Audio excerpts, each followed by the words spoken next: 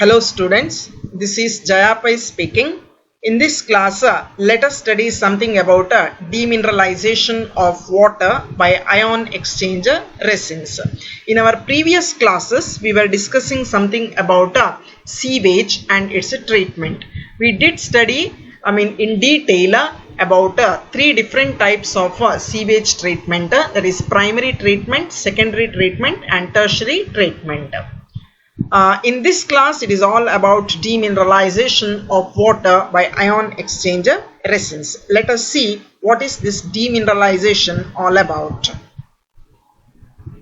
Now we know that we know something about hard water. So hard water is that water which contains dissolved salts of calcium and magnesium. Hard water is that water which contains dissolved salts of calcium and magnesium, especially bicarbonates, sulfates and chlorides of calcium and magnesium. Bicarbonates, sulfates and chlorides of calcium and magnesium, if found dissolved in water, then we say that such water is hard water.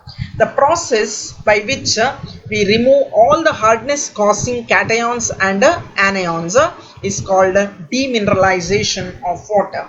The process of removing all the hardness causing ions, that is cations and anions, both cations and anions from water is called demineralization of water. That means we have to remove sulfates, chlorides, bicarbonates, calcium and magnesium present in hard water completely.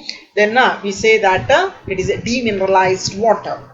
Ion exchange resins are largely being used in order to bring about demineralization of water. Let us see what is this ion exchange resins. Ion exchange resins are nothing but organic polymers. Ion exchange resins are nothing but organic polymers. They are highly insoluble polymers. Organic polymers, highly insoluble and cross-linked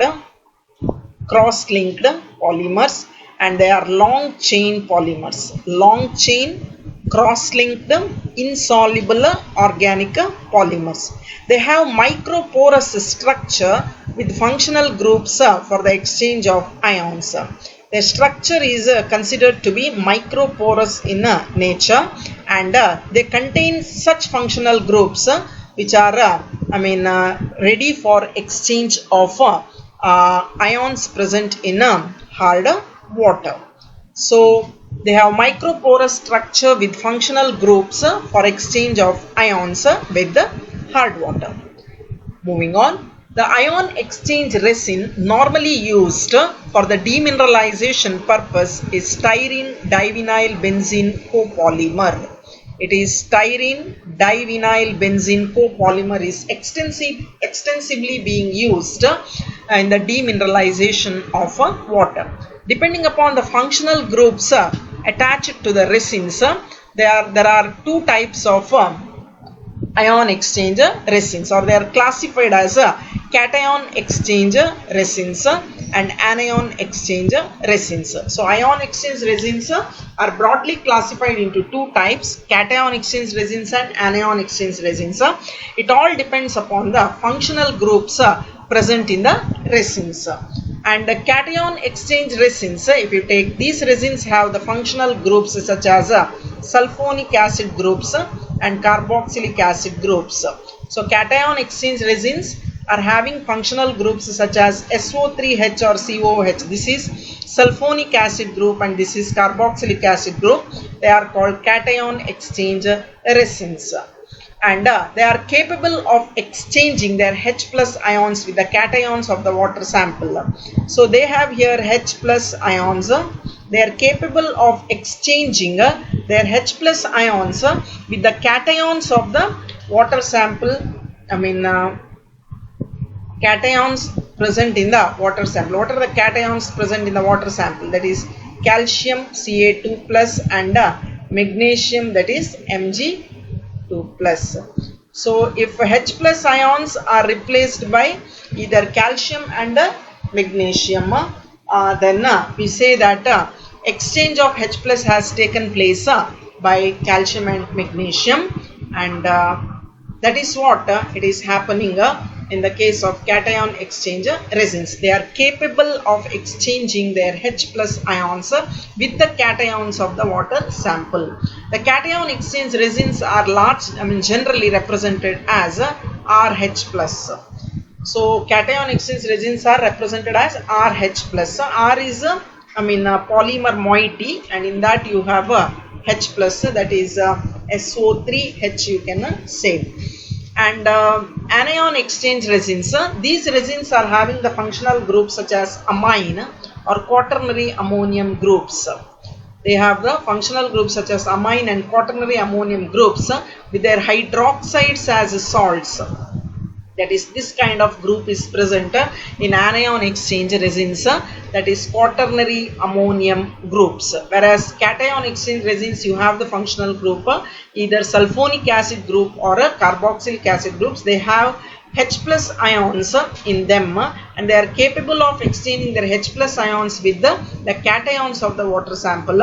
Whereas anion exchange resins have the functional group like this, and they are capable of exchanging their OH minus ions with the anions of the water sample. What are the anions of the water sample? That is chloride, that is Cl minus, and sulfate, that is SO4 2 minus. So these are all the anions present in the hard water sample, and also you have bicarbonates, that is HCO3 minus. So these are the types of anions present in the hard water sample, and these anion exchange resins are capable of exchanging their OH minus ions with the anions of the water sample. The anion exchange resins are represented as ROH minus, cation exchange resins are represented as RH plus. I think this concept is clear here. Now this is one picture where it is clearly shown that functional groups present in cation exchange resins and anion exchange resins. So STDVB, it is nothing but styrene divinyl benzene. It is sulfonated styrene divinyl benzene copolymer. See, this is a functional group present in this polymer. This is, I said, no, this ion exchange resins are nothing but organic polymers. They are made up of carbon and hydrogen. They are highly cross-linked polymers. They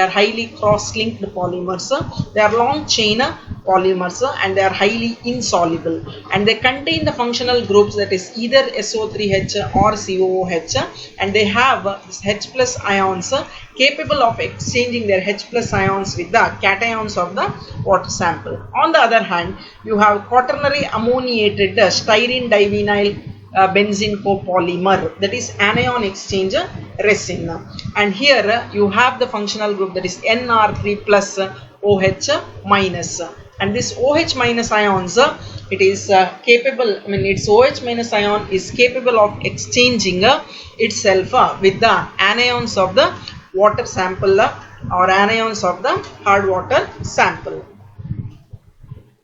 that is this OH minus. Okay. Now this is the schematic representation or schematic picture of anion and demineralization unit of water, which contains two compartments. One is cation exchange bed, another one anion exchange bed.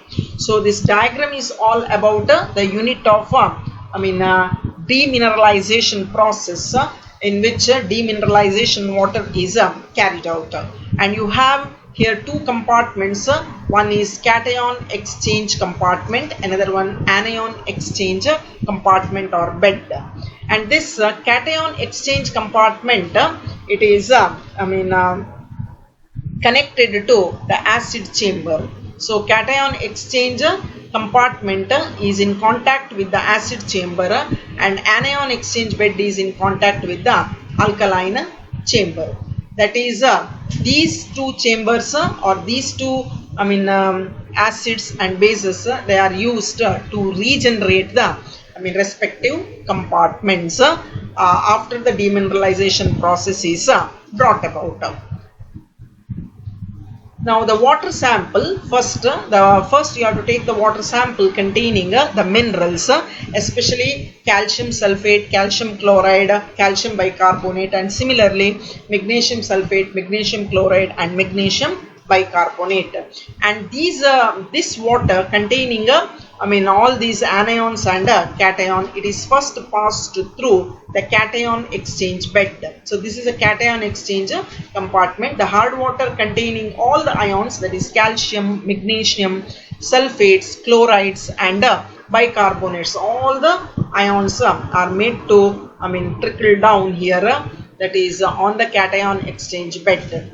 And because cation exchange bed, in that you have H plus ions and cation exchange compartment, that cation exchange resin is capable of exchanging its H plus ions with the positive ions or cations of the water sample. So this you already studied, the H plus ions getting exchanged with the calcium and magnesium ions of the mineral water. So this is the resin bed, cation exchange resin bed. It is generally represented as RH plus, and when it comes in contact with the cation of the water sample, that is magnesium ions, then H plus ion is getting exchanged.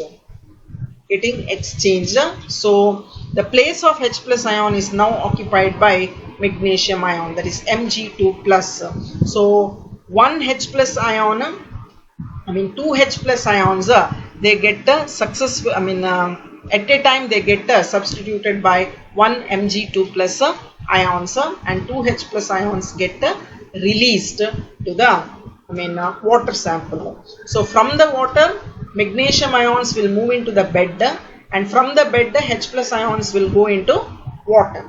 And similarly calcium ions are capable of getting exchanged with H plus ions, and H plus ion place is now occupied by calcium ions, and H plus ions will move into water. So while writing the reaction, it is 2RH plus, because valency of magnesium is 2 and that of H plus, it is hydrogen, it is 1. So this becomes R2 Mg2 plus, and it is R2 Ca2 plus. So H plus ions are released to the water. Now once all the cations of the hard water, they have replaced the H plus ions of the cation exchange resin bed, the water coming down, the water that is coming down from the cation exchange resin, it is absolutely free from all the cations. The hard water which you have let inside, after passing through the cation exchange resin, all the H plus ions of the resin bed are totally substituted by calcium or magnesium ions. The water that is coming down, it is absolutely free from calcium and magnesium ions, and it is rich in H plus ions. Now that water, it is now pumped. Into another chamber, that is anion exchange resin. And this water, when it goes into anion exchange resin, it doesn't contain any cations, that is calcium and magnesium. It contains only H plus ions, and then some anions like sulfates, chlorides, bicarbonates, etc. When this water is allowed to trickle down, that is on the anion exchange resin bed, anion exchange resin, you have you have the functional group, that is OH minus ion, and anion exchange resin bed is capable of exchanging its OH minus ions with the negative ions present in the hard water sample. So how exactly the reaction taking place? OH minus ions with these ions, the exchange reaction taking place.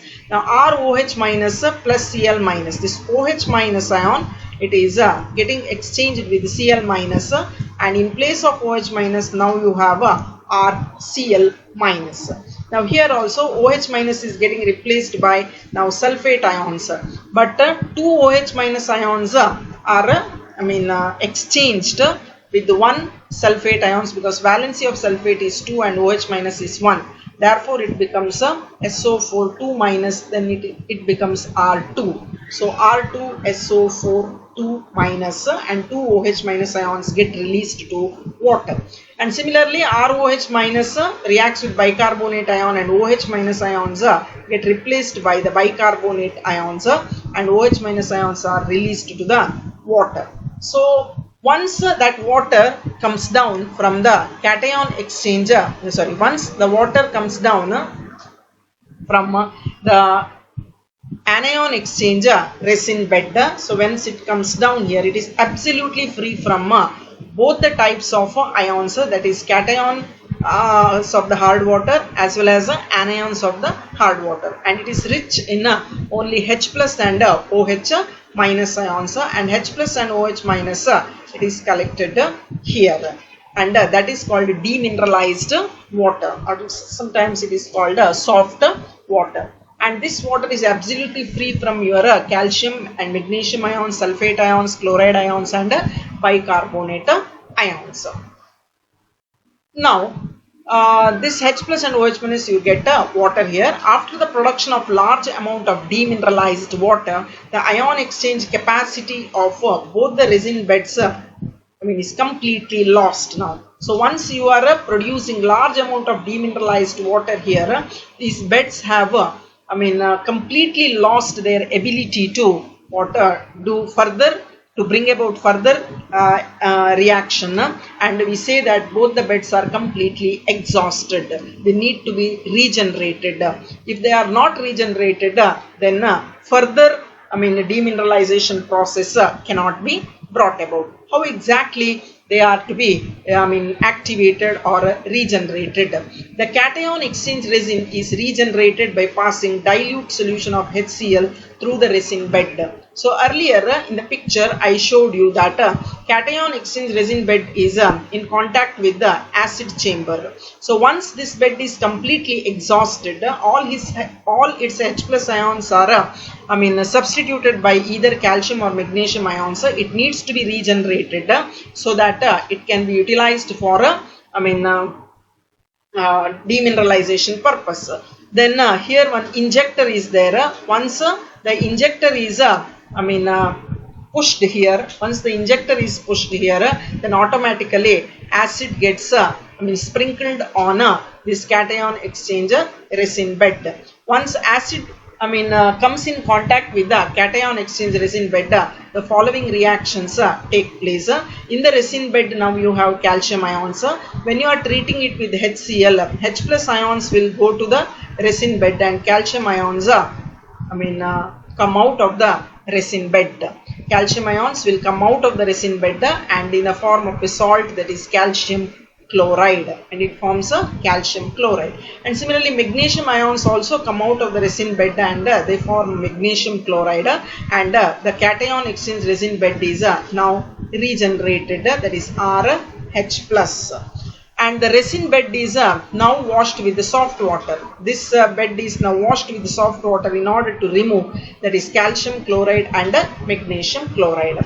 Similarly anion exchange resin, it is also completely exhausted, that is all its OH minus ions are completely substituted by either sulfate ions, either chloride ions or that is bicarbonate ions. So even this has to be regenerated, otherwise it cannot bring about a further demineralization process. So here this inlet is to be pushed, inlet is to be closed by the injector. As soon as it is closed by the injector, so alkali it goes up and it gets it sprinkles on the anion exchanger resin bed. So once alkali comes in contact with the anion exchange resin bed, the following reactions take place. That is the following reactions take place. What is that reaction? Now you know that anion exchange resin bed, it is RCl minus and it is R2SO4 2 minus, RHCO3 minus. All these are now totally exhausted because they are not in contact with OH minus, they are in contact with the anions of the hard water. Now we are making it react with the alkali, that is sodium hydroxide. Now Cl minus will be replaced by OH minus. Sulfate ions will be replaced by OH minus. Even bicarbonate is replaced by OH minus ions, and this anion exchange resin bed is also regenerated. Now salts like sodium chloride, sodium sulfate and sodium bicarbonate are formed, and the resin bed is to be washed thoroughly with the soft water in order to remove these salts, that is sodium chloride, sodium sulfate and sodium bicarbonate. This is how both the resin beds are regenerated, that is cation exchange resin bed is regenerated by passing acid solution through it, and anion exchange resin bed is regenerated by passing alkali solution through it. So this is how the demineralization process takes place. This is, as far as examination point is concerned, this is very, very important, especially writing the reactions fetch more marks here. Therefore you need to practice a lot as far as writing the reactions is concerned. So reaction wise, once again I want to emphasize on that is RH plus. It is a cation exchange resin. Here H plus getting replaced, monovalent ion is getting replaced by a divalent ion, therefore the formula becomes R2Mg2 plus. Here also monovalent ion is getting replaced by a divalent ion, therefore it becomes R2Ca2 plus. And next in the case of cation exchange resins, that is monovalent ion OH minus is replaced by a monovalent anion, therefore ROH minus ion becomes RCl minus. But here monovalent OH minus is replaced by divalent anion, therefore this becomes R2SO4 2 minus. Here anyhow it is same as the first. Monovalent ion is replaced by monovalent anion, therefore the formula being RHCO3 minus. And while balancing the reactions, while regenerating also, it is R2Ca2 plus. This Ca2 plus it is getting replaced by H plus ions, so this becomes 2RH plus. So balancing the chemical reactions is very, very important, and same way rest of the reactions you can follow. So only one thing here, you need to practice these reactions by writing. I guess you have understood what the concept is, what the concept all about. Now again watch this video, listen to the explanations. Once the concept is very clear, then you will be able to write the reactions by yourself. Only practice makes any student perfect. So while studying this concept, make it a point to see that you are writing the reactions, and after writing the reactions please check, and once you feel that everything is okay, then only your study becomes complete. So as far as demineralization of water is concerned, whatever I could, I explained to the best of my ability here. In case still if you have any doubts, means anytime you can get your doubts clarified, and I will be waiting for you students to call with the queries. Thank you.